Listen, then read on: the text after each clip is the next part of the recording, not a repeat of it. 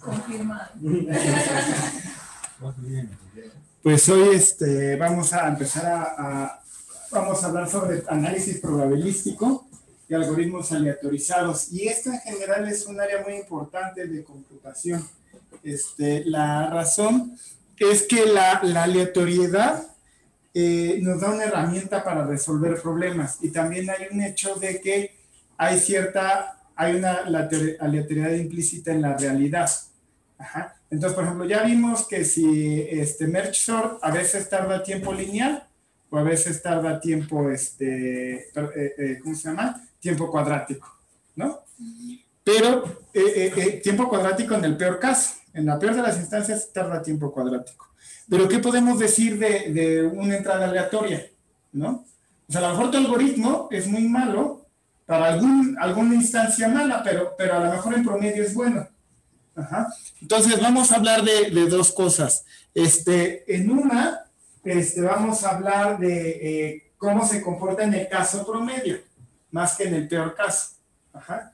Pero para esto, pues vamos a tener que suponer una distribución de probabilidad sobre la entrada de los datos, ¿sí? Es decir, uno podría pensar una probabilidad uniforme, ¿no? Sobre los arreglos. Esa puede ser una distribución de probabilidad.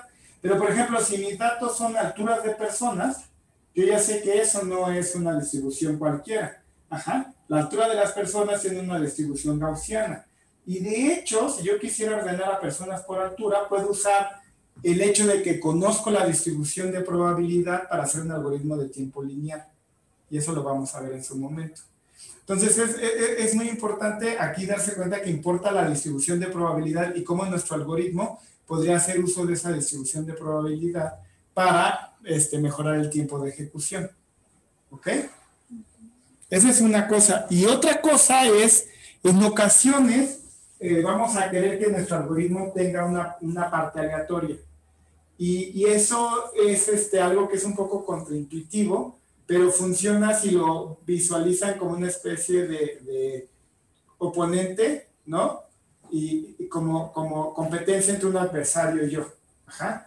Entonces, yo tengo mi algoritmo, a lo mejor digamos que mi algoritmo en promedio es muy bueno, tiempo lineal, ¿no? Pero hay una entrada mala que tarda tiempo n cuadrado, ¿sale? Y entonces me llega una entrada mala y hay un adversario que me está dando entradas malas. Ajá. Entonces me da entradas malas y me hace gastar tiempo n cuadrado, ¿sale? Pero entonces yo puedo decir, ¿sabes qué? Ni siquiera voy a mirar lo que me diste, lo voy a devolver, ajá, y voy a correr mi algoritmo que el tiempo promedio es bueno, que el tiempo esperado es bueno. Ajá. Entonces de esa manera derroto al adversario con un elemento de probabilidad. Para los que saben teoría de juegos, esto es lo que se hace luego en teoría de juegos, meter aleatoriedad para poder vencer al adversario, quitarle la predictibilidad a mi comportamiento. Ajá. Y tiene muchas ramificaciones el uso de la probabilidad, también se usa en seguridad. Ajá. Si yo necesito generar llaves criptográficas, necesito una semilla aleatoria, porque si todo lo hago determinista, pues entonces yo sé exactamente lo que vas a hacer. ¿Ok? Entonces, en ese sentido vamos a hablar de dos cosas. Cuando hablemos de un algoritmo determinista y vamos a estudiar comportamientos en caso sobre entradas que tienen una distribución de probabilidad, vamos a hablar del tiempo del caso promedio. Cuando nuestro algoritmo tenga un elemento aleatorio, vamos a hablar del tiempo esperado de nuestro algoritmo. Ajá, ¿cuánto esperamos? ¿Cuál es el valor esperado del tiempo que nos vamos a tardar? ¿Sale? Y esto es todo un área muy, muy importante de computación y que se ha vuelto fundamental hoy en día para algoritmos. Tan es así que hay un curso entero de probabilidad en computación, ya lo he dado y se ven muchas de estas cosas. Pues entonces se volvió de algo, mira qué interesante que puedas hacer esto con probabilidad, algo que es ya parte fundamental de algoritmos. Porque algo que tiene la probabilidad es que te abstrae muchas de las complicaciones a la hora del código. O sea, por ejemplo, cuando tú tienes un algoritmo determinista puedes tener que hacer muchos casitos, pero muchas veces una buena heurística aleatoria va a funcionar, va a ser más simple de implementar, ajá, y lo único que vas a pasar es la dificultad se la pasas a demostrar que trabaja bien. Es como si la probabilidad hiciera algún trabajo. Pero bueno, eso es como muy esotérico todavía, pero en su momento lo van a ver. Bueno, y otra cosa es que las computadoras son determinísticas, o sea, una computadora siempre ejecuta lo que le digas. O sea, ¿cómo metemos aleatoriedad a una máquina determinística? Entonces, lo que se hace son algoritmos generadores de números pseudoaleatorios. Tú le das un número a ese algoritmo pseudoaleatorio y te genera otro número. Y luego te genera otro, y genera una secuencia de números.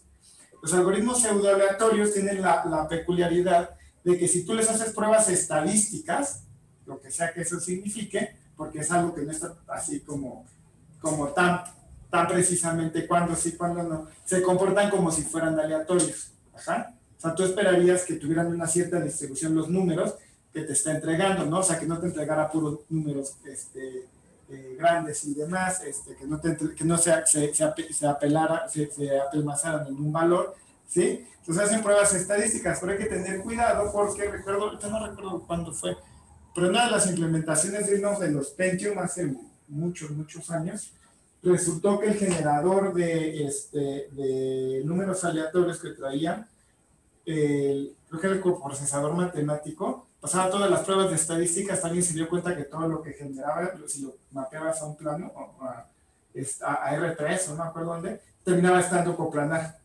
Entonces era como, sí, si lo ves de cierta manera es pseudoaleatorio, pero no cumplía con lo que uno esperaría que fuera pseudoaleatorio. Entonces, así es como se hacen lo hacen las computadoras.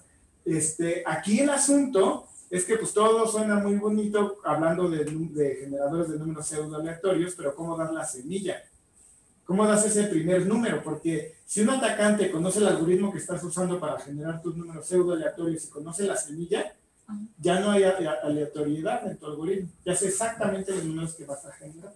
De hecho, para ustedes, pues sí, para ustedes, cuando han tenido que ir al SAT a darse de alta, que le sacan su RFC, bla, bla, bla, les piden que muevan el mouse, ¿no? ¿No es, no? Antes te ponían, a ver, mueve el mouse, da clic aquí, da clic allá. Eso es para, bueno, a veces, cuando a mí me tocó hacerlo, entonces tuve que mover el mouse. ¿A ti te tocó? No, yo me acuerdo que, tal vez imagínate como, tal vez podría contar también el iris, porque también toman una foto del iris, Bueno, no sé, no, sería una mala idea, perdón. Porque si yo tomo una foto de tu iris, podría saber la semilla que es uso. No está fácil. La verdadera aleatoriedad es un recurso escaso. Parece contradictorio, pero lo es, ¿no? O sea, porque pues, todo eso es determinístico. Entonces, lo que hace normalmente un buen programa es ponerte a mover el mouse y a dar clic. Entonces, la gente lo hace, ¿no? Y ya genera números aleatorios. Pero, por ejemplo, si a un humano le dices, dame un número aleatorio, ya ha habido estudios de que no son aleatorios, o sea, tienden a tener cierta predictibilidad. Pero bueno, nosotros vamos a suponer que tenemos un generador de números aleatorios, ¿no? Que le vamos a poder decir, dame un número entero entre A y B, y en tiempo constante nos los va a dar. ¿Ok? Con lo mismo que hemos estado, o un número real o flotante, entre 0 y 1 y nos los va a dar. Con todos los asteriscos que hemos estado diciendo, que es del tamaño de la palabra, que va a caber en memoria, bla, bla, bla, ¿no? Pero bueno, algo que les quería comentar es que en la realidad, en el mundo real, Cloudflare, que es una compañía, no sé a qué se dedica, pero ¿qué seguridad? En fin, no sé. Pero eso me llamó la atención porque vi que ellos usaban esto para generar sus números aleatorios. Esas son lámparas de lava. ¿Las han visto? Las que ponen ahí, se están moviendo y demás. Entonces tienen una cámara viendo todas estas lámparas y lo que hacen es que en base a lo que está viendo la cámara generan números aleatorios. Entonces hay algo físicamente ahí de una cámara viendo estas lámparas. Pues. Es una manera en un universo determinista, pues una manera de generar números aleatorios, algo que sea suficientemente complejo de modelar. ¿Pero qué representarían? No entiendo. ¿Cómo lo harían? Lo que pasa es que cuando ya tienes tú una computadora, ya que lo subes, pues ya estás en el mundo de las computadoras. ¿Qué me refiero con esto? Yo puedo poner una cámara ahí que vea, que esté viendo esto todo el tiempo. Okay. Tú me pides un número aleatorio, yo necesito darte un número como semilla. Eso lo traduzco a una imagen. Una imagen es un arreglo de una matriz de píxeles con colores. Los concateno todos y tengo un número. Y esos colores van a ser aleatorios porque pues depende de las posiciones particulares de cada una de estas lámparas. Entonces así es como están generando las semillas para sus algoritmos, para sus números aleatorios.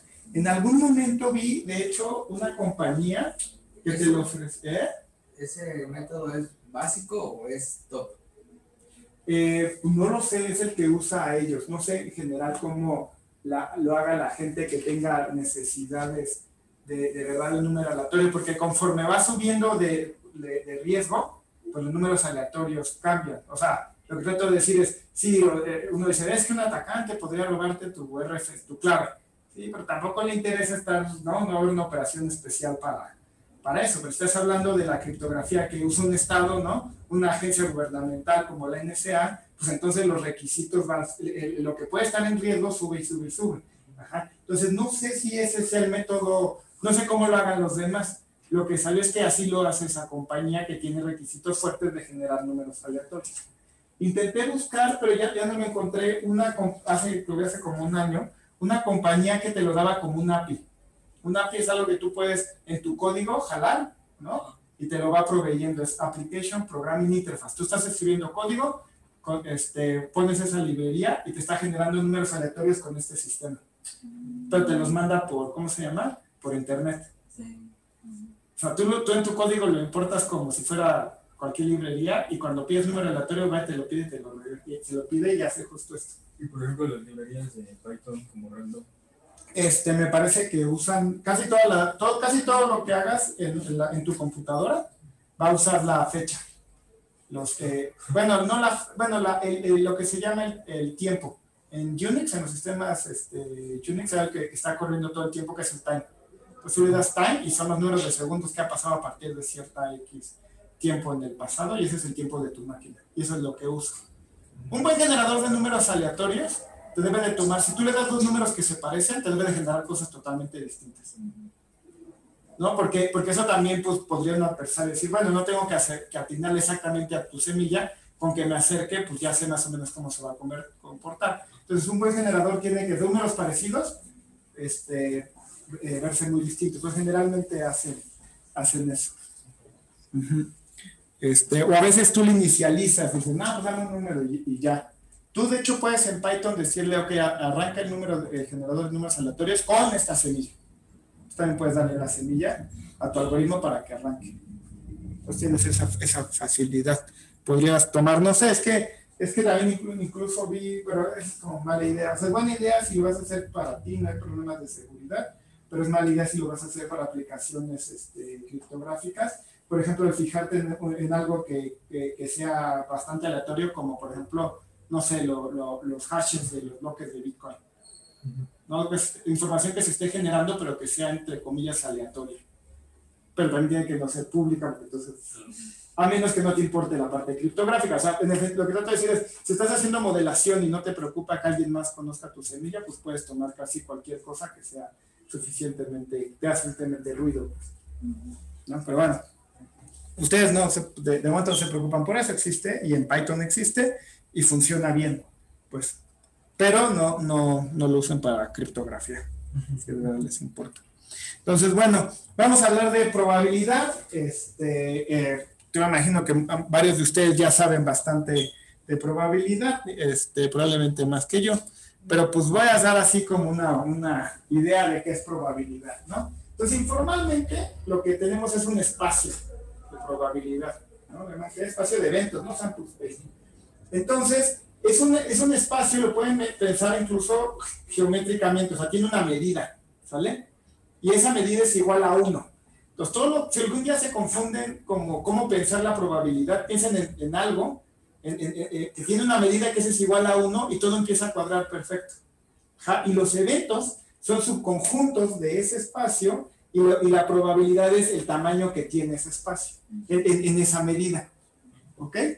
Fíjense, entonces, por ejemplo, a lo mejor yo voy a los caballos, ¿no? Y apostar, ¿no? Entonces, en una carrera de caballos, ¿sí? A lo mejor hay 3 caballos, el 7 leguas, Rocinante y Bucéfalo.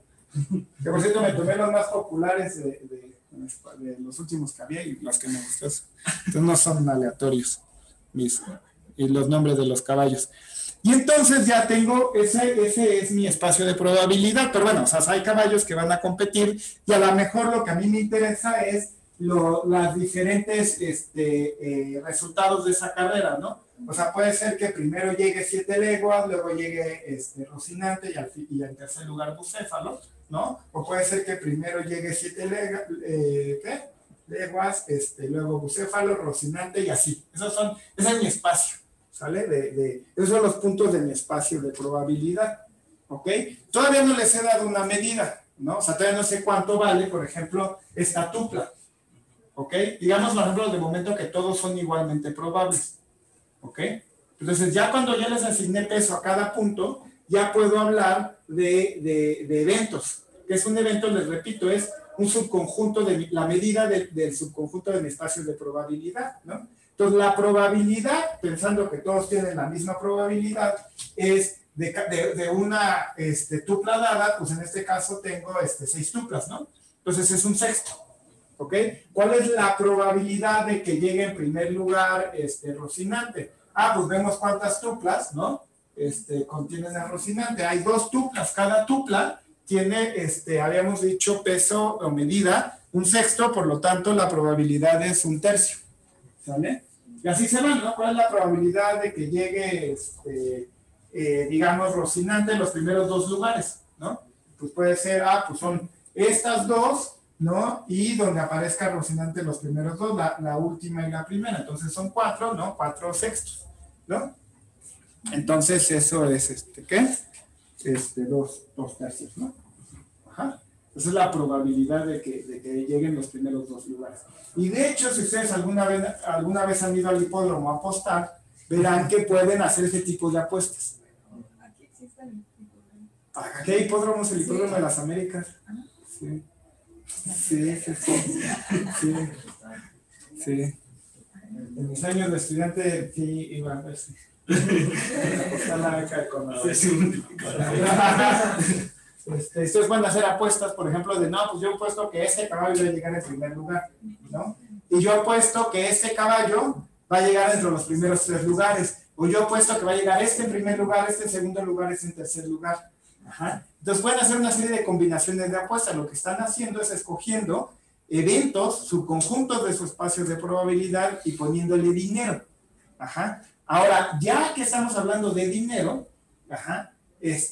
una variable aleatoria es una función que de tu espacio de probabilidad te asigna un real. Lo pueden pensar como una ganancia.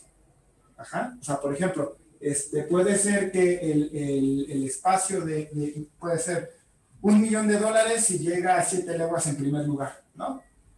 Pero si llega en segundo te pago $10,000. Y si llega en tercer lugar no te pago nada, ¿no? Esa es la variable aleatoria. O sea, dependiendo del evento, te da un pago. Ajá, te entrega un real. ¿Ok? Y la esperanza es, ¿cómo se llama? La esperanza es lo que ustedes esperan ganar. Es decir, hacen la sumatoria sobre todos los puntos de su espacio de probabilidad. Siempre voy a estar pensando en probabilidades finitas porque pues esto es algoritmos y todo va a estar, salvo que a lo contrario es en probabilidades finitas, ¿no? Entonces lo que ustedes esperan ganar por la probabilidad de que esto ocurra. Piensen un poco en esta ecuación, o sea, a lo mejor sí, puede ser que si llega en primer lugar te ganas $1,000,000, ¿no? Pero la probabilidad de que llegue en primer lugar a lo mejor es 1 en 1,000,000. Entonces tu ganancia esperada es $1. ¿Sale? Entonces la suma sobre todos los eventos, sobre todos los puntos de tu espacio de probabilidad de la probabilidad por lo que pagan, es lo que tú esperas ganar. ¿Ok? Y dicho sea de paso, en el hipódromo tú puedes hacer varias apuestas. O sea, tú puedes decir, no, pues apuesto a que llegue en primer lugar Rocinante, apuesto que Bucéfalo llegues de los primeros 2 y todos tus boletos, eso define una variable aleatoria. Tú te podrías después decir, bueno, ahí está la probabilidad de estos eventos, ¿cuánto es la esperanza de lo que tengo que ganar? Ajá. Y la esperanza, pues es, ¿cómo se llama? En los juegos de azar, en los casinos, en los casinos en particular, porque el casino puede calcular esas probabilidades bien. En el caso del hipódromo, pues hay variables como el caballo, cómo se sienta hoy, como el jinete, bla, bla, bla. Pero en un juego, por ejemplo, en Las Vegas, pues eso puedes calcular. Entonces, lo que hace el casino, pues es que la casa nunca pierde. Lo que quiere decir es que su valor esperado es que te va a ganar. ¿Me explico? O sea, te paga por debajo de lo que tú esperas ganar y la diferencia se la quedan ellos. ¿Ok? Dicho sea de paso, yo les había dicho, bueno, pues la probabilidad en un principio era 1/6 de que todas llegaron igual, pero pues eso no tiene por qué ser así. O sea, puede ser que a lo mejor con un medio llega siempre en primer lugar y esto ya me cambiaría mi espacio de probabilidad. ¿Ok? Entonces, eso es la esperanza. ¿Hay dudas hasta aquí? No, va. Entonces, lo más importante que hay que recordar de la esperanza, la propiedad más importante de la esperanza, me faltan los escalares ahí. Bueno, es que la esperanza es lineal. La esperanza abre sumas y abre escalares. Ahí me faltó escribirle ¿cómo se llama? Un escalar. Pero bueno, lo que me faltó poner es que también se cumple esto, pues. Lo que me faltó poner es que si ustedes toman la esperanza de alfa de x, pues es igual a alfa por la esperanza de x. ¿Ok? Y eso pues se sigue de la definición. ¿Ok? Eso lo tienen que recordar siempre. Y claro, dos variables aleatorias se pueden sumar, pues es simplemente pues, el valor de e, pues es x más y de e. ¿Sale? Bueno, ok. Entonces eso es como muy básico. Ahora sí vamos con cosas un poquito más complicadas. Ajá. Una variable aleatoria indicadora a un evento A es una variable que regresa un 1 si ocurre A y 0 de otra forma. Son muy útiles para trabajar con variables aleatorias. Es una variable que tú defines. Si ocurre en mi evento A, te da 1. Si no ocurre, te da 0. ¿Ok? Y, bueno, lo denotamos de esa manera. Un ejemplo de cómo se usa. Supongamos que lanzamos una moneda al aire n veces. Y sea x y la variable indicadora asociada al evento que el 10º tiro sea águila. O sea, si sale águila, me regresa 1. ¿No? ¿Cuál es el número de águilas que voy a ver en mis n tiros? Pues eso está dado por la suma de todas esas variables indicadoras, ¿no? ¿Y cuál es el valor esperado de águilas que voy a tener? Pues lo puedo calcular de la siguiente manera. Pues va a ser el valor esperado de x es la suma de los xy y cada xy, ¿cuál es su valor esperado? Pues me da 1. Si se cae águila, la probabilidad de que caiga águila, pues es 1/2. En general, la variable indicadora, su valor esperado, siempre es la probabilidad de que el evento ocurra, porque te paga 1 por la probabilidad. Entonces, es 1/2 sumado n veces, pues es n medios, ¿no? Está ahí todo claro.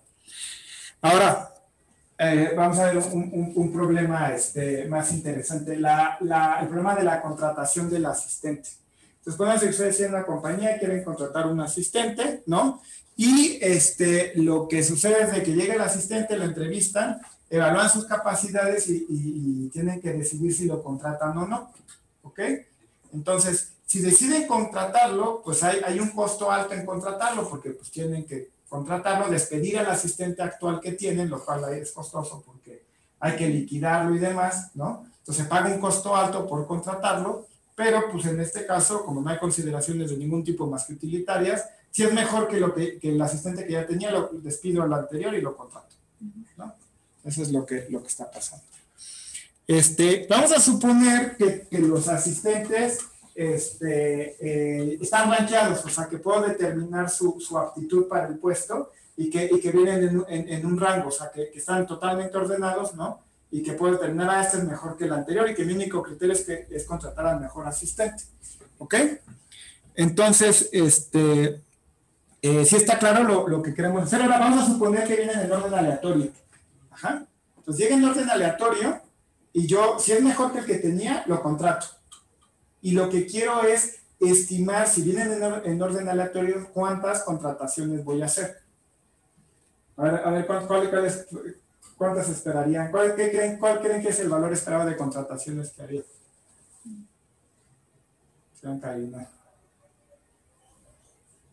Pero en función de cuántas contrataciones hay o cuántas personas hay. Hay N personas que van llegando y tú tienes que decidir, la primera la contratas porque pues, no tienes nada. Sí. Y luego si la que sigue es mejor, entonces despides este y contratas al otro. ¿Cuánto? Yo imagino que no me acuerdo exactamente, pero por el teorema de esos secres, me imagino que sería como un raíz cuadrada de n. Me agradó que mencionaras los secres, pero no. No sería más bien como, o sea, si no sabes en qué orden vienen, como el primero ya lo contrataste, el segundo pensarás que tiene a lo mejor nada más un medio, ¿no? De probabilidad de contratar, y luego el tercero a lo mejor nada más tendré como un tercio, y en el segundo Sí, esa es la respuesta. Esa es la respuesta, ¿y eso qué te da? Es la sumatoria, ¿no? ¿De qué? de Uno entre n, ¿no? ¿Y eso qué es? Ajá, el logaritmo natural de n, ¿no? Tal cual, esa es la respuesta, muy bien. Sí, eso es lo que sucede, ¿no? Si llegan vamos a hacer un análisis formal de esto. Toda la variable que nos va a contar el número de contrataciones, pues es la suma de las variables indicadoras, donde x y es la variable indicadora de que contratamos al iésimo candidato, ¿no?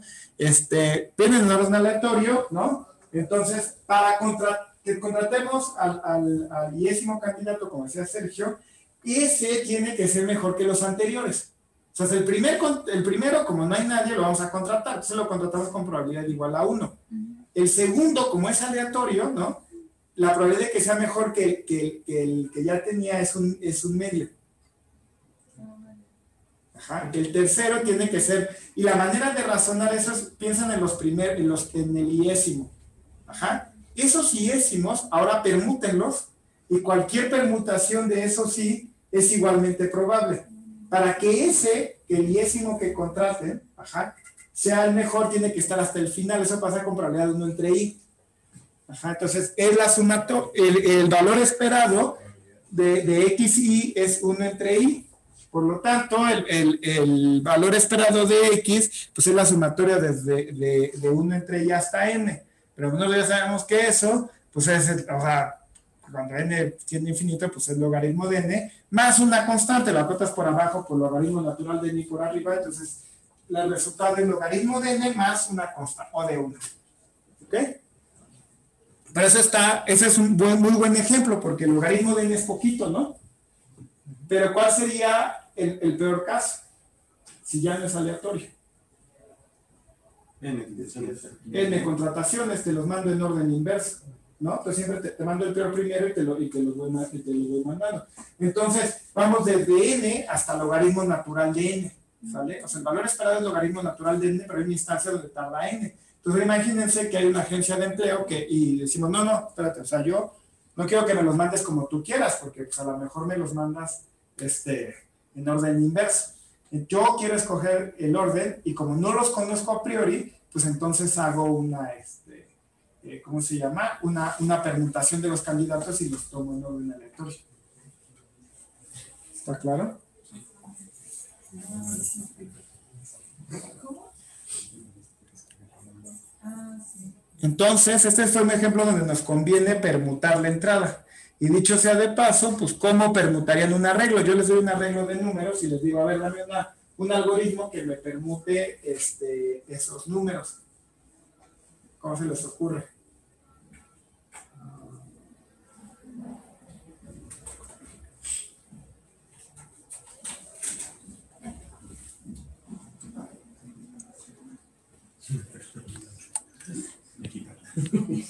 Bueno, ese es como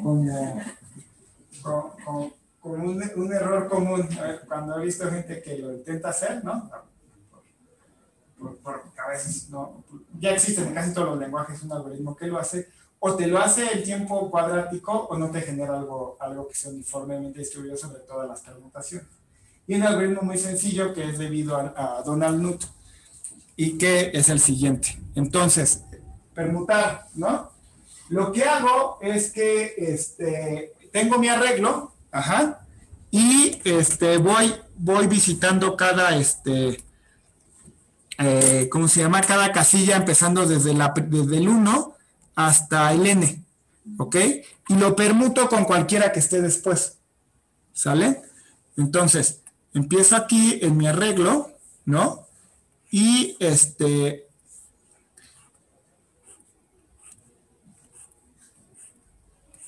elijo ajá, y lo intercambio con cualquiera de estos. Es que elijo uno aleatorio de aquí y lo intercambio. Ajá. Entonces, si se fijan, la probabilidad que cualquier elemento del arreglo sea el primero, pues es 1 entre n. Ajá. Ya que lo hice, entonces ahora me voy al siguiente número. Este ya queda fijo. Ajá. Me voy al siguiente número y ahora de esto, con todo esto, elijo uno aleatorio y lo intercambio. Ajá. Y así me voy. ¿Ok? Ese es el arreglo. ¿Cuánto tarda el algoritmo? Perdón, ¿cuánto tarda ese algoritmo?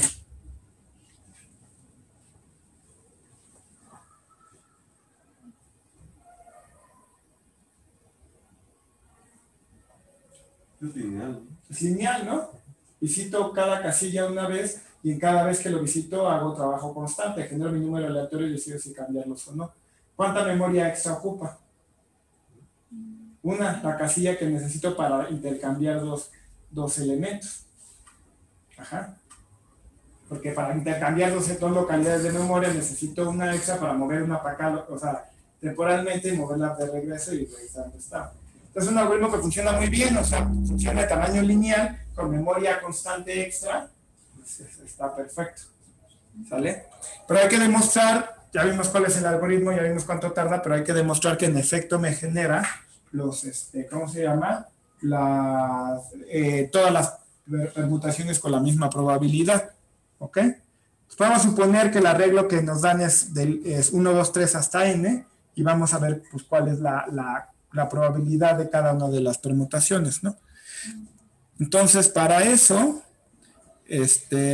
lo hacemos así. Definimos una K permutación, es una sucesión de K elementos de A sin repeticiones.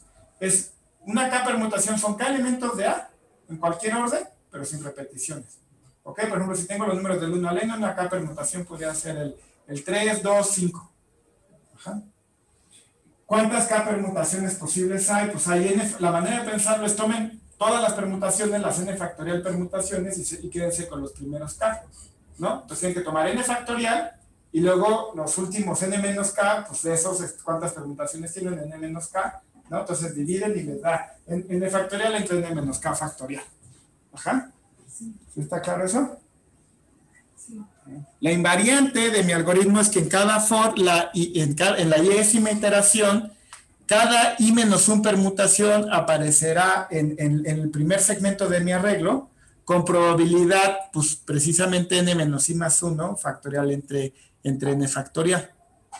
¿Ok? O sea que el primer segmento, que dentro de todas las k permutaciones de las i permutaciones de A, en la y-ésima iteración aparecen de manera equiprobable en la parte que ya voy fijando.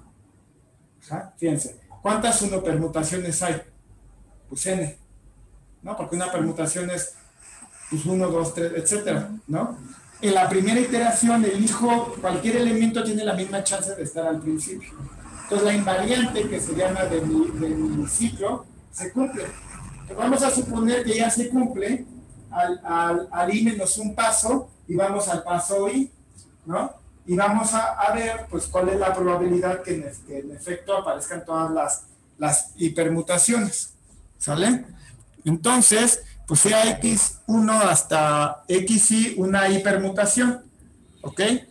Sea E1 el evento de que el primer segmento, x1 hasta xi menos 1, aparezca en el segmento del arreglo de A1 hasta i menos 1, ¿no? Ese es el evento E1, o sea, que ese primer segmento me aparezca al principio, ¿ok? Y sea E2 el evento de que xi sea el elemento que está en ahí. Entonces son dos eventos, ajá. Uno es que la primera parte me aparezca, de mi permutación me aparezca donde yo quiero, y otro es simplemente que el XY me aparezca en el 10º lugar. Yo estoy interesado que ocurran ambas. Ajá, estoy interesado en calcular la probabilidad de E1 intersección E2. Ajá. No, yo me perdí. Sí, va. Porque el E2 justamente que aparezca. Aquí está mi arreglo. ¿Sale? Este es mi arreglo A. Aquí están los primeros I elementos. Sí. ¿Ok? Entonces, de aquí a acá son los primeros I. Esta es la casilla AI. Ajá. Y esto es el segmento inicial A1, AI-1. Ujú. Tú quieres calcular la probabilidad de que esta permutación te aparezca aquí. Lo voy a dividir en dos eventos. El primer evento es que aquí en efecto, S1, me aparezca X1, X2 hasta X y menos 1. Ese es un evento. ¿Ok? El otro evento es que aquí me aparezca, XY. ¿Sale? Pero son eventos distintos. Este es E2. Ok, pues, o sea, perdón. Ya. Ajá. O sea, pues, pero es que, porque justamente en ese lugar la escogimos. Porque yo quiero ver cuál es la probabilidad que alguna permutación, una hipermutación aparezca en el primer segmento de mi arreglo. Ajá. Y voy a demostrar que es lo que tiene que ser, o sea, que es uno, bueno, uno entre el número de hipermutaciones. Entonces me tomo una cualquiera. Entonces analizo la probabilidad de que el primer segmento aparezca en I-1 y que el último número sea XY. Pero los eventos son distintos. Pudiera pasar que aparezca el primer segmento, pero que el 10º número sea otra cosa, pues, ¿no? O pudiera pasar que XY sea el 10º elemento, pero el primer segmento no coincida con lo que yo quiero, ¿ok? Entonces, ya están, ¿cómo se llama? Ambos se ven, lo que quiero es que ocurran ambos. Entonces, la probabilidad de que ocurra E1 intersección E2 es la probabilidad de que ocurra E2, dado que ocurrió E1, por la probabilidad de E1. Ajá, esa es probabilidad básica. ¿Cuál es la probabilidad de que ocurra E2, dado que ocurrió E1? Bueno, suponemos que ya ocurrió E1, y entonces la probabilidad de que XY termine aquí, pues observen que XY está en el segmento que va de I a N en un inicio. Y elijo uno de ellos, con lo que había aquí no me importa el intercambio. La probabilidad de que elija XY es 1 entre N menos I menos 1, que es N menos I más 1. ¿Ok?